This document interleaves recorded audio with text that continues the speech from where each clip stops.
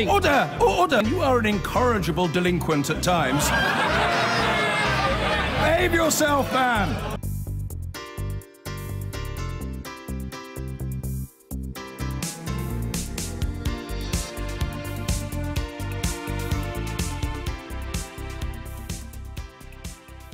Donald Trump and Vladimir Putin have hailed a new constructive dialogue between their countries following the first US-Russia summit in 8 years. The two men pledged to improve relations and to cooperate on arms control.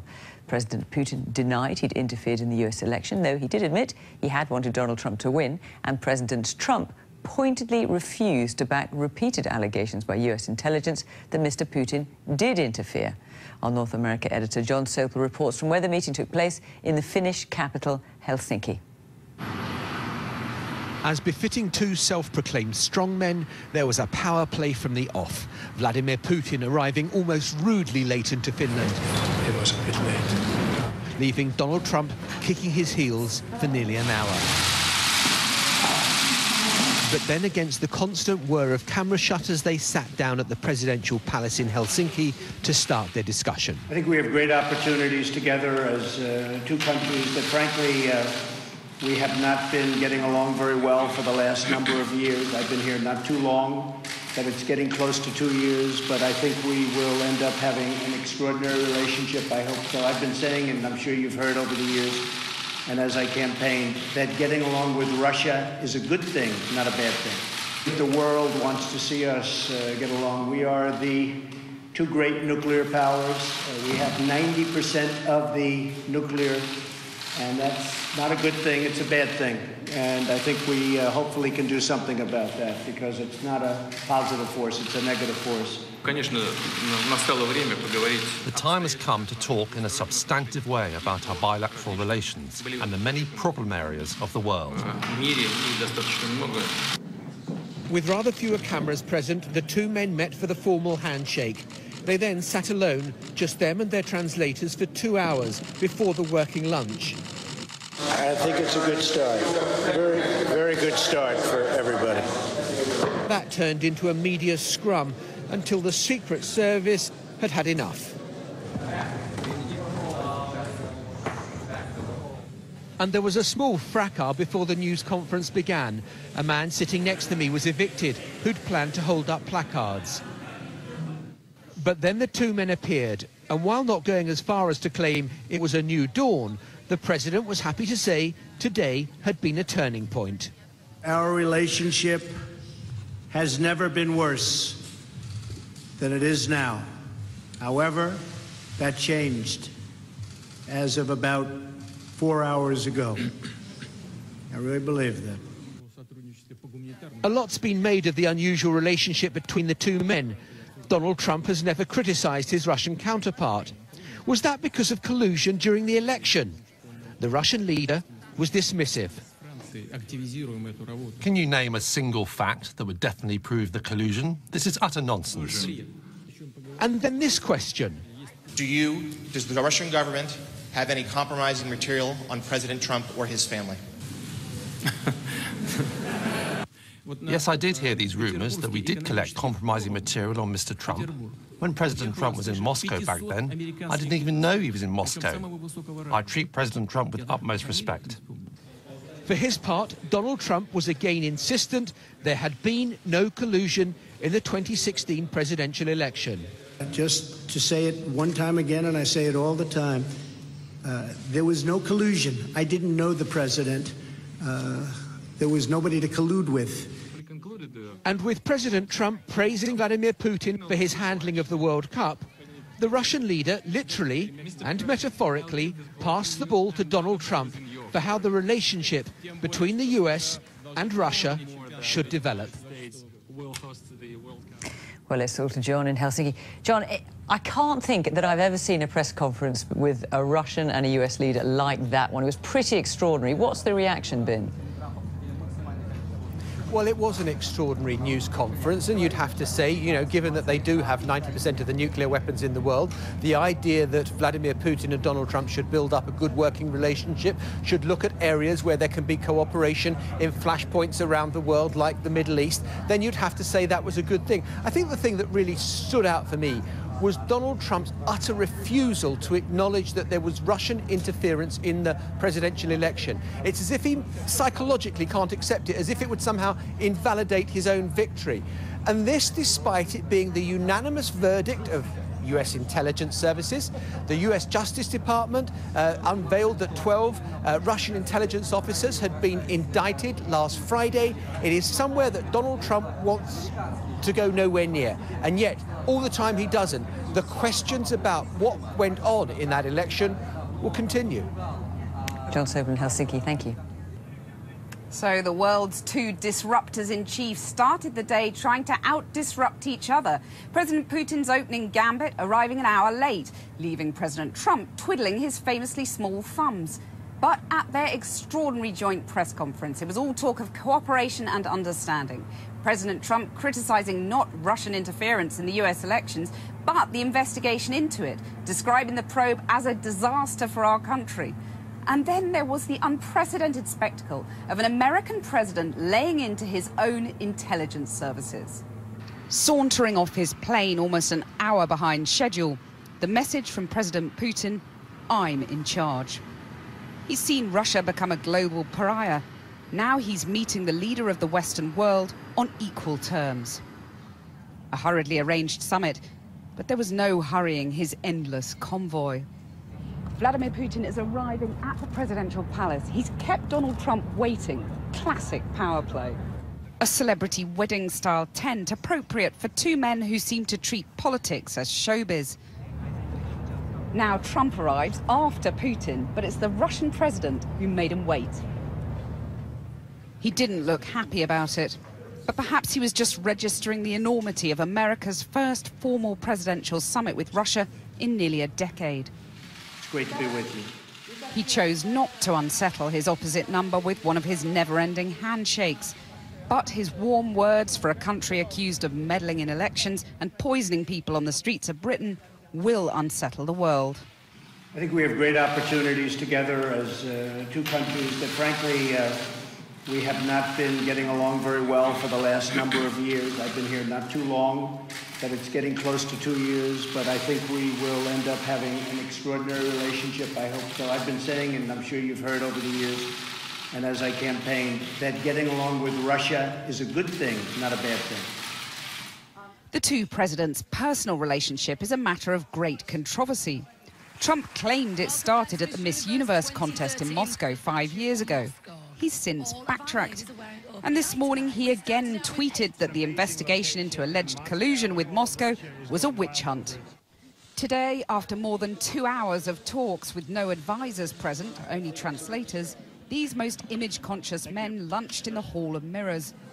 Then a much-delayed meeting with the press, further held up when a protester was bundled out. Trump's opening remarks laid claim to a place in history as a peacemaker. But our relationship has never been worse than it is now. However, that changed as of about 4 hours ago. Certainly the two men were in harmony, less on how to solve the woes of the world, more on how to unite against the world and Trump's own intelligence services over the US probe into election meddling. The probe is a disaster for our country. I think it's kept us apart. It's kept us separated. There was no collusion at all.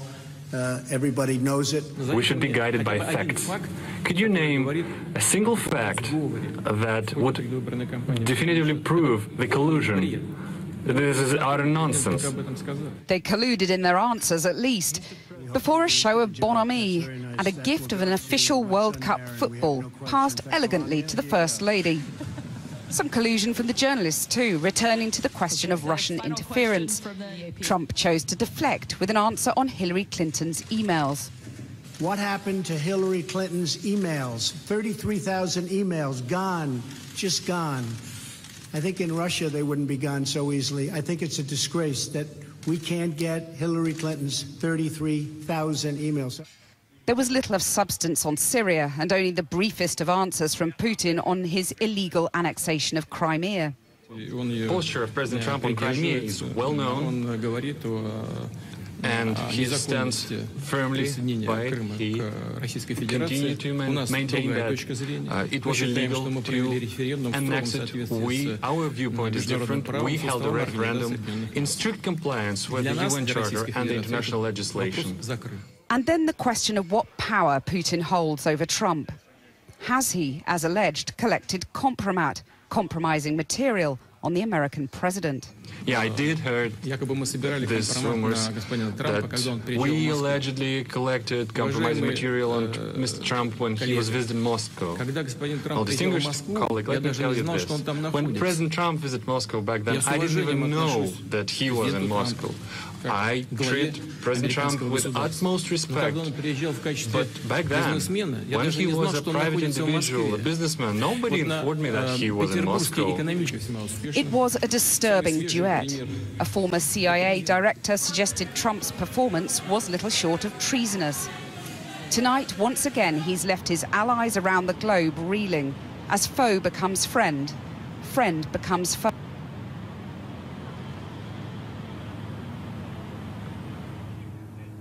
Well, there's been a furious reaction from President Trump's critics back in the United States. Republican Senator Jeff Flake describing his statements today as shameful, while former CIA Director John Brennan said Trump's top national security team should all resign in protest, calling Putin the master puppeteer of Donald Trump.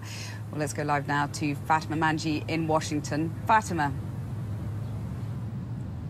Kathy, Washington has become used to the term extraordinary day, but even by the president of recent months, this one is really quite something else. When you have a former CIA director accusing a sitting president of treason, really, where do you go from there?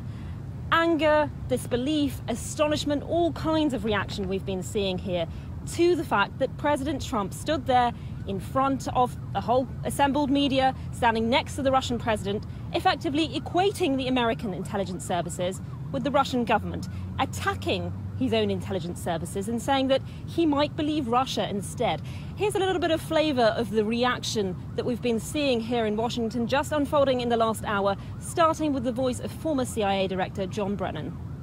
I cannot understand how the national security team can continue to abide by this. This, I think, rises to the point of good American patriots resigning. Everybody around the world has seen the president stand next to Vladimir Putin and basically cave. The bar was so low for President Trump. The expectations were so low.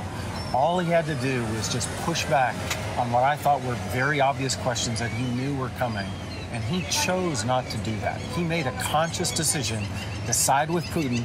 What did Russia get out of this high-stakes meeting? If you look at the operation that they did with the spear phishing and the hacking, I mean, that was really a third-rate operation. It was not sophisticated, and I think the House Intel report and the Mueller indictment kind of show that.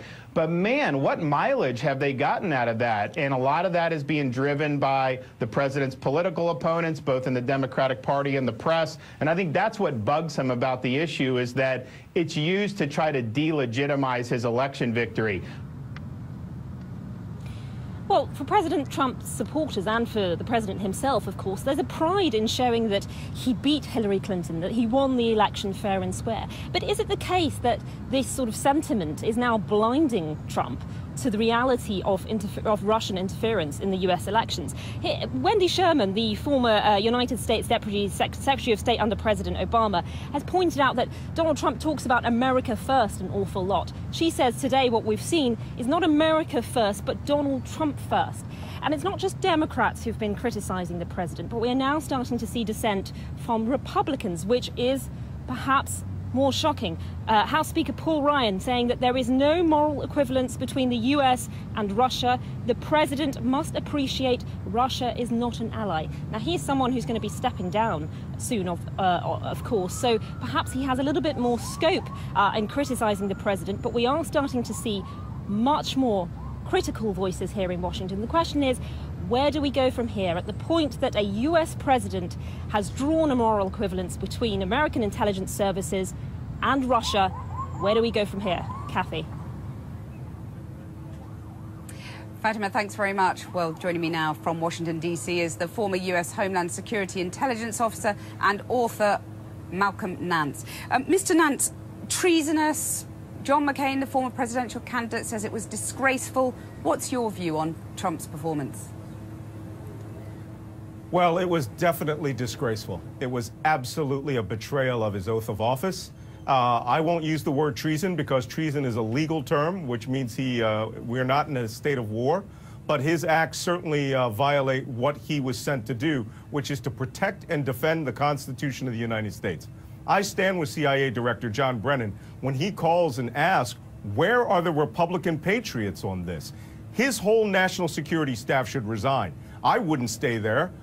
This is a president who is obviously working with Moscow to dismantle the Atlantic Alliance and the national order since 1945. And he seems to be having a good time doing it. Well, Trump says that relations between the two countries were never worse, and surely it's better to talk and to have that conversation. Well, I mean, it would be one thing if he was talking, if he was speaking for the people of the United States. There is no evidence that he speaks for this nation. He speaks for Donald Trump. Everyone in this country knows, and certainly in your country, where you just suffered 2 terrorist chemical weapons attacks perpetuated by Russian intelligence on your soil. Trump did not support you. Trump did not support the European Union and his NATO allies. Trump is working in the interest of Moscow. It can only be explained one way, and that is Vladimir Putin has something over on him, and Donald Trump views Russia as part of his base, the people that put him into power, and he would rather serve their interests rather than his own nation's. So what do you make of Vladimir Putin's claim that if there is evidence, it should be brought before a court of law? Well, it has. We just issued indictments. We issued indictments against the Internet Research Agency. We issued indictments against Russian intelligence officers, right down to revealing top secret information on precisely how they did this activity. But you have to understand something. This man is a former KGB officer. He even joked about it. He's the director of Russian intelligence. He knows he is getting away with a form of state murder to a certain extent, if I can use a rhetorical phrase, because he knows nothing is going to become of it so long as the President of the United States, Donald Trump, believes that all of this was a hoax, and he will accept the opinion of a foreign leader who helped Donald Trump get elected over that of the entire U.S. law enforcement, justice, and national security apparatus. It's disgraceful. I mean, these allegations remain allegations and as yet unproven. But do you think that Trump then has been played by Putin? Well, my latest book, which I just wrote, The Plot to Destroy Democracy, that's exactly what I assert. We have an entire chapter where we stack the evidence up from an intelligence analysis perspective on where Russia has completely given a new framework to Donald Trump, to where Russia is always the good guy, to where Vladimir Putin always is the person who is looking out for him, to where America is the enemy. American allies are the enemies. I mean, his statement about the European Union being a foe is a good example of the talking points that Donald Trump learned when he met with the oligarchs in 2013 at Miss Universe. He barely thinks for himself, but what he does think about, what he does say, always puppets the exact words of the Kremlin. It's impossible to believe. Malcolm Nance, thank you very much. Well, that's it from Helsinki for now, but more from here later in the programme. Now, back to you, John. Thanks, Kathy. Well, after that extraordinary press conference in Helsinki, let's get some perspective on what the two leaders said. We're joined by Lindsay Hilson. An incredible moment. This is massive. Nobody can remember anything like it. Well, it's not often that, you feel your heart stopping while you're watching a press conference, but this was heart-stopping. Think about any former American president standing next to a Russian president and spending the time criticizing his own rival in the Democratic Party, making it completely clear that internal politics, American politics, is more important to him than national security, than the defense of the nation.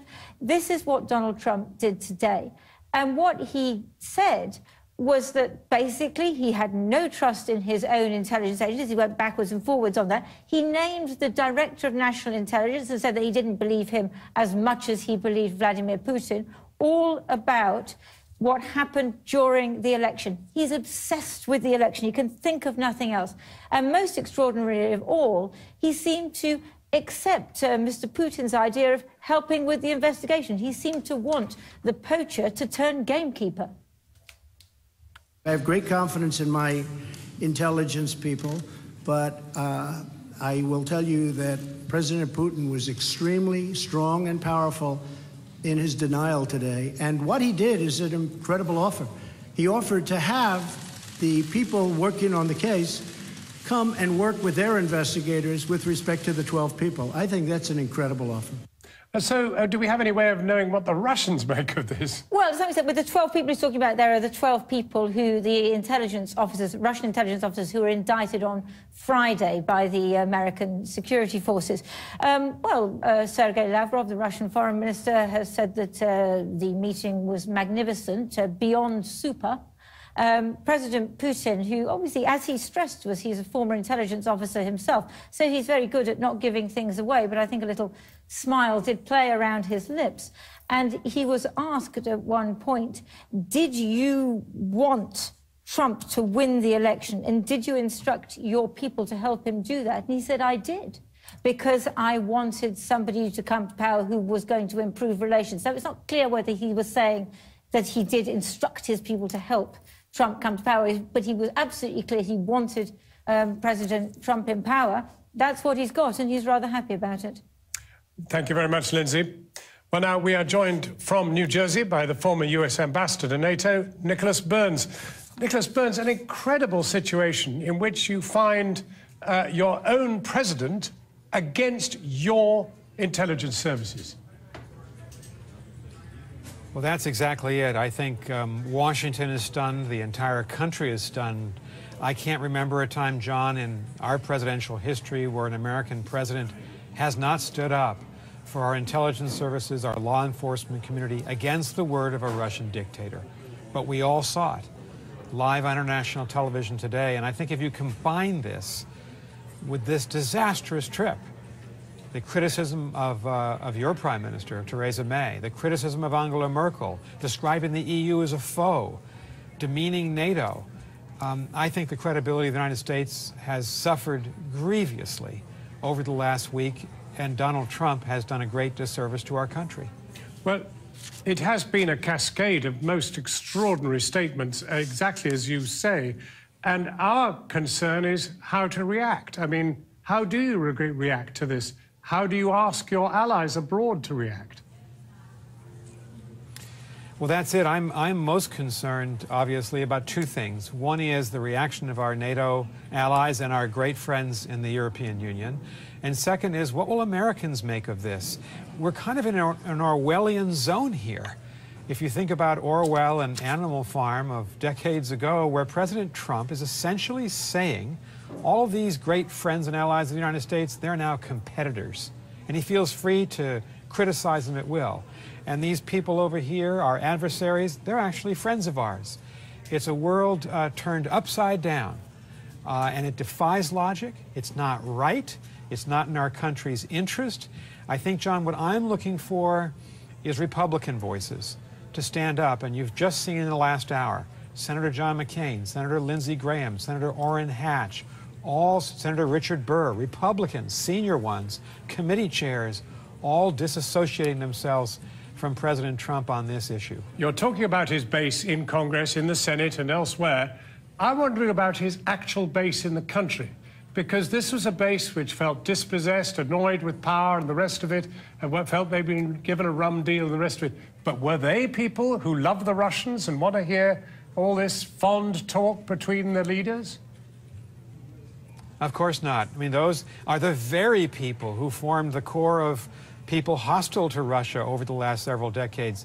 John, the one thing I can tell you is that the American people consistently in the polls support Britain, support NATO, support the European Union, do not support Vladimir Putin.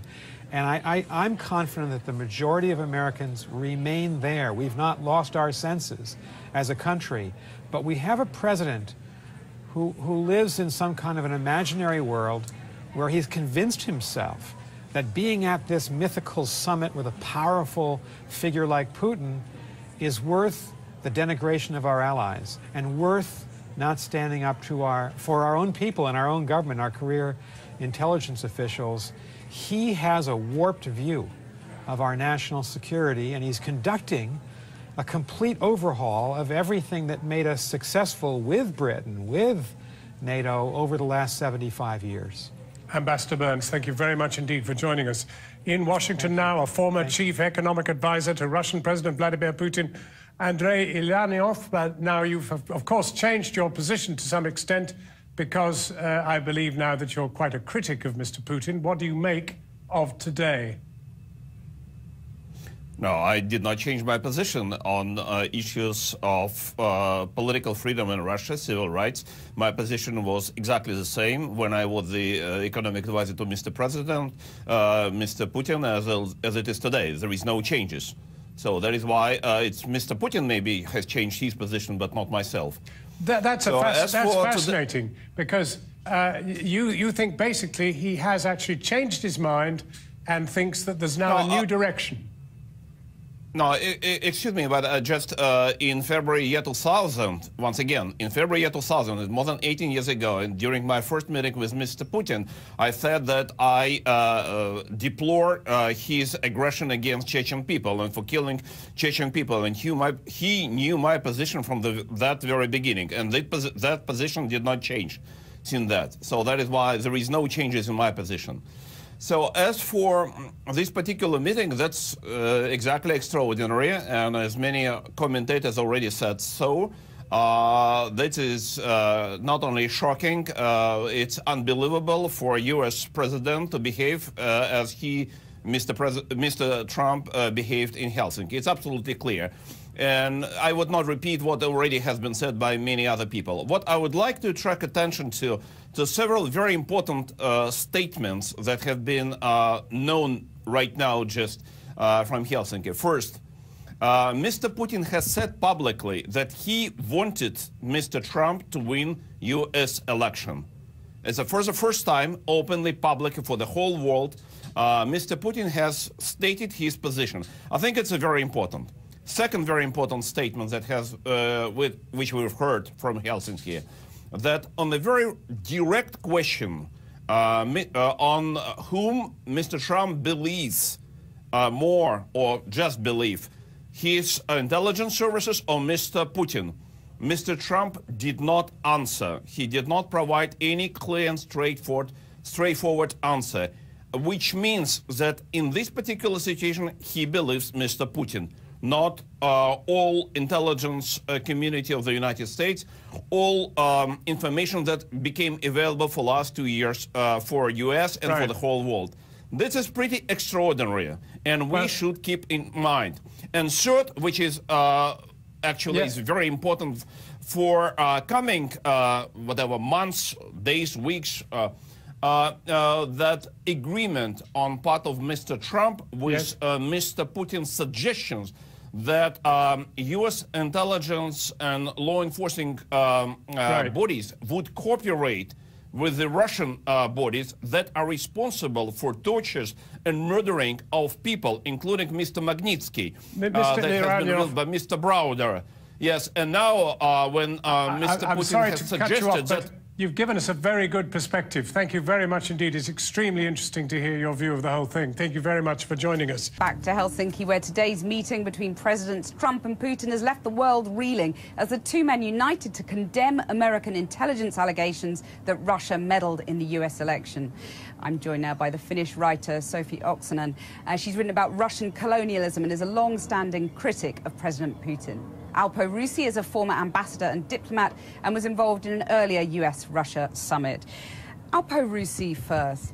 This has been described, what the performance we saw from President Trump as treasonous, as a disgrace. When you were watching, how did you view it as Russia's neighbor?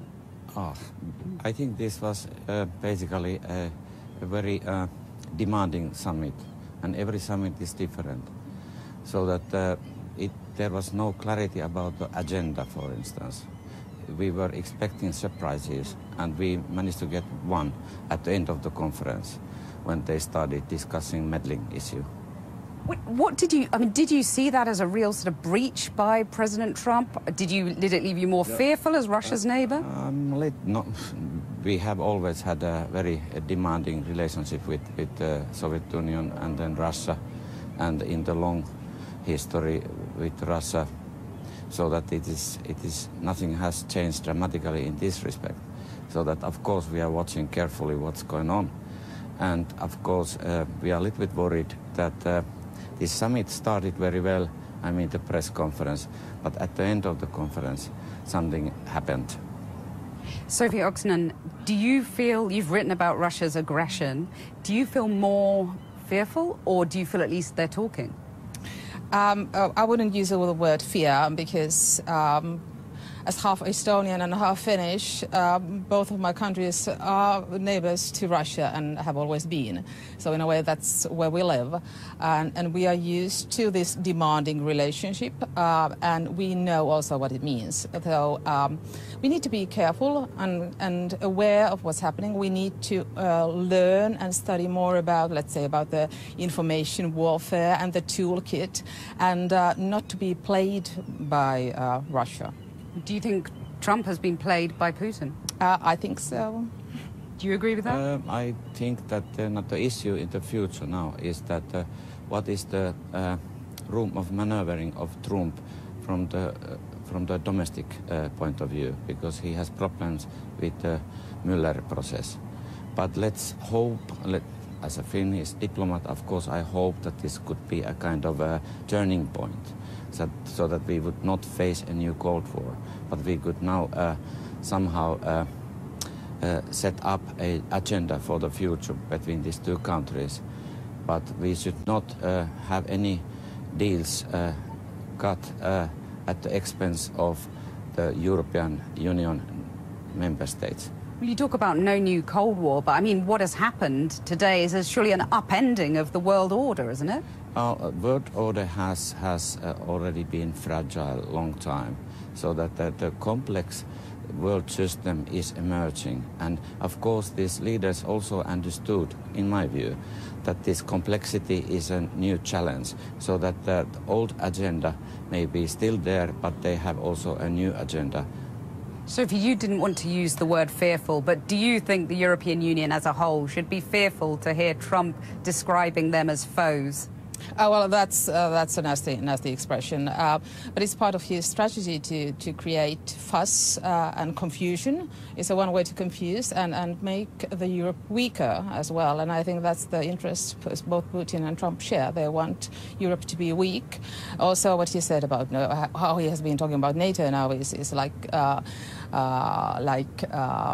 something that we shouldn't be trusted anymore, and I think we should not think like that and try to see that this is just one part of the confusion he wants to create.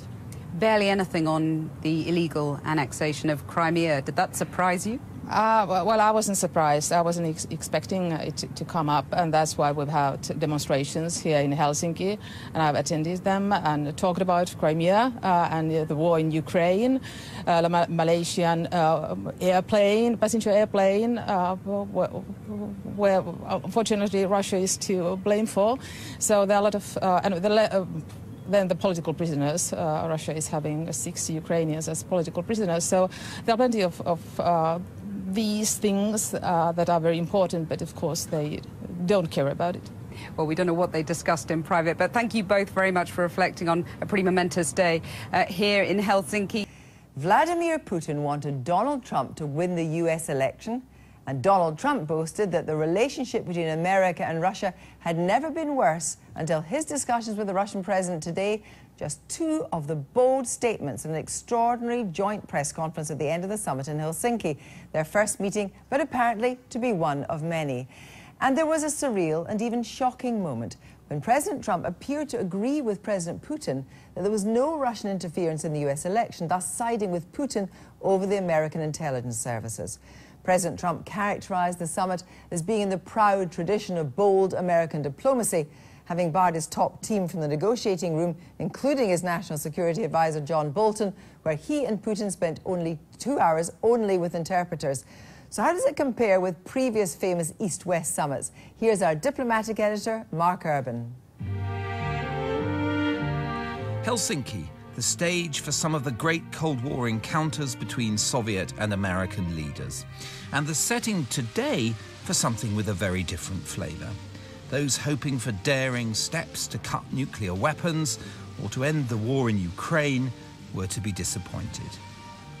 He offered excuses, conspiracy theories. He questioned the findings of the U.S. intelligence community, and ultimately appeased Putin in a press conference that I think is unprecedented in American history for going so far away from the values for which the United States stands. It's great to be with you. The Russians had publicized a mainstream diplomatic agenda about regional security, arms control, and economic cooperation.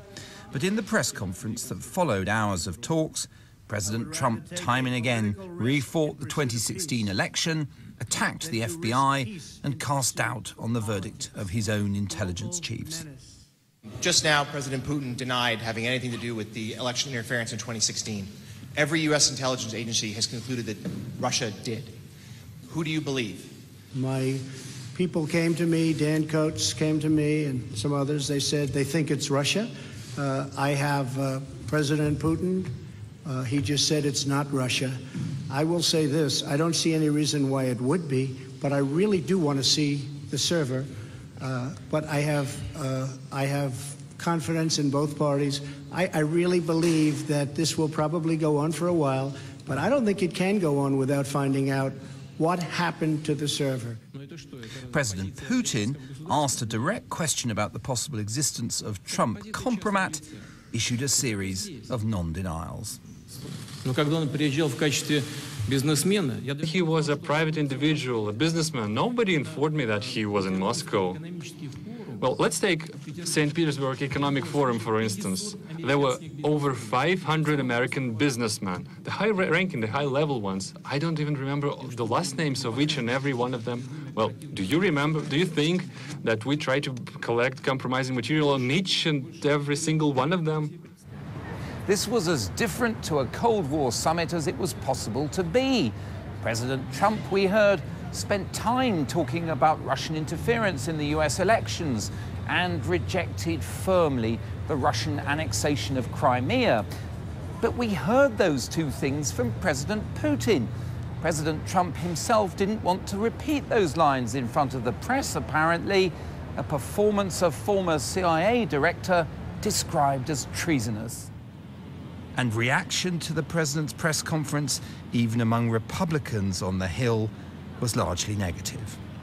I just felt like the president's comments made us look as a nation more like a pushover, and I was disappointed in that. When he had the opportunity to defend our intelligence agencies who work for him, I was very disappointed and saddened with the equivalency that he gave between them and what Putin was saying. Leaving Finland on board Air Force One tonight, the president tweeted, "I have great confidence in my intelligence people." The Russian foreign minister, meanwhile, declared today's talks better than super. And with that, an East-West summit unlike any other we've seen came to an end. Mark Urban. Well, joining me now is Alina Polyakova, a Russian foreign policy expert from the Brookings Institution, and U.S. representative for Ukraine negotiations, Kurt Volker. Good evening to both of you. Thank you very much for joining us. First of all, Kurt Volker, wasn't it quite extraordinary when President Trump appeared to agree with President Putin over the Mueller inquiry and over what happened in the 2016 election rather than American intelligence services? Well, that's obviously what a lot of people are commenting on. What I was really struck by was what didn't happen in the press conference. There was a lot of speculation in the week before, leading up to this, that there would be some kind of recognition of Crimea or some other kind of sellout, whether it's on Syria, Ukraine. And I think what you saw is that President Trump really tried to change the atmosphere while not having any of those kind of substantive changes. So we continue to disagree on a lot of things, but I think the president is trying his best to change the atmosphere where possible. Trying his best by suggesting that President Putin is more truthful over Russian interference in the election than American intelligence services. How do you think that goes down with his base in America? How do you think that goes down with the American people? Well, that's for other people to comment on. Why? I would have thought that you might have had a view on it. Well, I came on here to talk about foreign policy. Well, I would have thought that that perhaps guided foreign policy. But let me just bring Alina in here. What was actually achieved, do you think, diplomatically? I mean, obviously the conversation, the 2 hours in the Rhone and so forth. You know, President Trump tweeting before he arrived there that hostilities between the two nations have been driven more by America than Russia. Did Trump reset the dial? Well, I agree with Ambassador Volker that on big policy changes, we didn't see any deliverables, and we avoided any worst-case scenario of major U.S. concessions, which is, of course, what a lot of people were worried about leading up to the summit. In terms of optics, however, and diplomacy is a lot about optics, Vladimir Putin won this summit. The Russians clearly ran the agenda. It was Vladimir Putin who talked about Crimea and Ukraine. President Trump did not mention Ukraine or Crimea at all in his comments. And so from the point of view of the Russian president, this was a big win that he can take home to his domestic audience and say, look, I've made Russia great again, and here I am on equal footing with the U.S. president. And so the optics of that were very, very lopsided. But clearly he realized what he'd been saying, but the American security services go down so badly. He did what he often does, is he does the punch and then he did the stroke. And on the way home on the plane, he tweeted that, of course, we have amazing security services. But just sticking with you, Alina, for a moment, we know that Theresa May asked Donald Trump to raise Novichok with President Putin. Presumably you don't think there's a cat's chance in hell that he did that? Well, obviously, we have no idea what was said behind closed doors, but I would have liked to see the president, say something about all the egregious acts that Russia has committed. Instead, what the U.S. president ended up doing was saying that it was primarily the U.S. side that was foolish in this matter. And I would have liked to see him say more about the nerve agent attack, the occupation of Ukraine and Crimea, the murder of journalists and civil society actors. I mean, the list can go on and on. There's certainly no shortage of things he could have chosen from. Well, there you have it, Kurt Volkers. Your take on that is that he was being conciliatory. Irina's take on that, it was actually being very cowardly. And then that just played straight into President Putin's hands. Diplomatically, what was achieved, for example, over Iran? What was achieved over Syria? What was achieved over Ukraine? Yeah, we don't know the answer to that. We don't know the private discussions and where things were discussed and what next steps have been teed up for that. What I think is striking is that the president himself said going into this is the worst relationship we've had Russia really since the end of the Cold War. And I think he's right when he says that that's a bad situation. We've got to try to figure our way past that. Now, clearly, Russia has a lot of responsibility for that in terms of its actions in Ukraine and Syria, elsewhere. What I think the president's trying to do is get to a point where we can talk with Russia and see whether we can solve any of these problems. We don't know the details of what those private discussions were, but I think that's clearly what the president was trying to do. Well, the former CIA director, John O'Brien, said that Trump's performance exceeded the threshold of high crimes and misdemeanors, Kurt Volker. Yeah, he's been very critical of the president. Yes, but also when we look now at the way that Putin handled the question of the material that perhaps is on audio and videotape, Irina, or not on audio and videotape, compromat material on Donald Trump. He was, if he was tantalizing, he was teasing, he certainly wasn't an outright denial that they had it. Irina. Well, that's right. This is typical non-denial of denial kind of Russian tactics, where you don't say yes and you don't say no, you just joke about it and dismiss it.